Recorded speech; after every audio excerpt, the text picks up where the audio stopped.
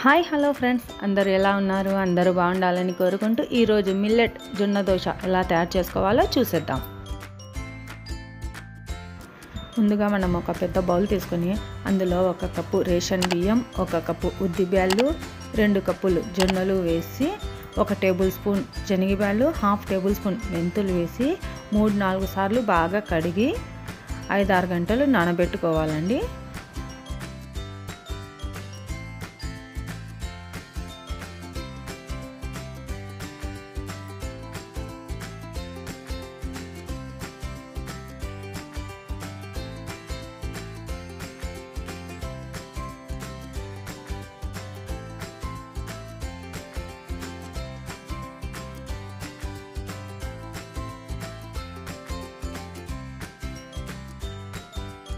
నేను మిక్సీ పట్టే అరగంట ముందే అటుకులు 1/2 కప్పు అటుకులు వేసి అరగంట తర్వాత మిక్సీకి దోశపిండి ఇలా మనం దోశపిండి తయారు చేసుకోవాలండి.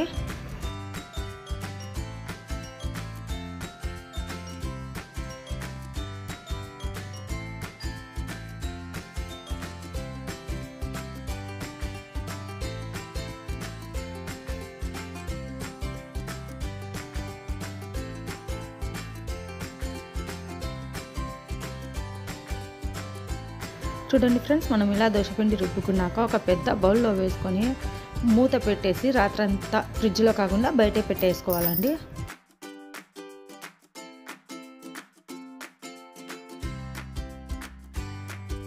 ఇది నెక్స్ట్ డే మార్నింగ్ వీడియో అండి.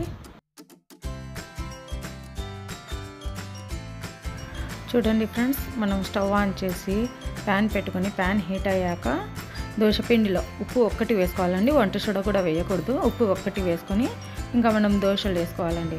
దోశలు మాత్రం చాలా టేస్ట్ ఉన్నాయండి, చాలా హెల్తీ కూడా. పిండి కూడా మనకు బాగా పొంగు వచ్చిందండి.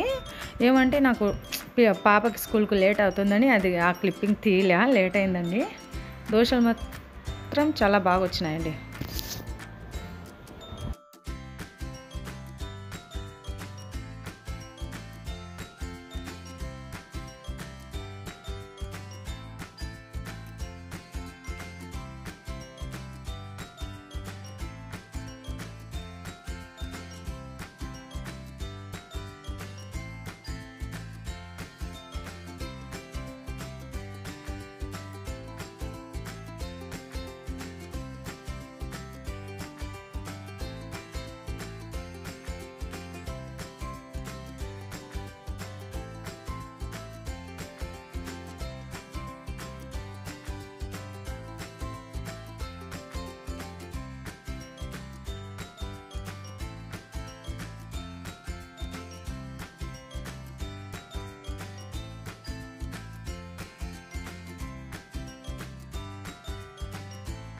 చూడండి ఫ్రెండ్స్, మన దోశ ఎంత బాగా రంగు వచ్చిందో, ఎర్రగా చాలా క్రిస్పీగా కూడా ఉందండి. టేస్ట్ కూడా చాలా బాగుంది.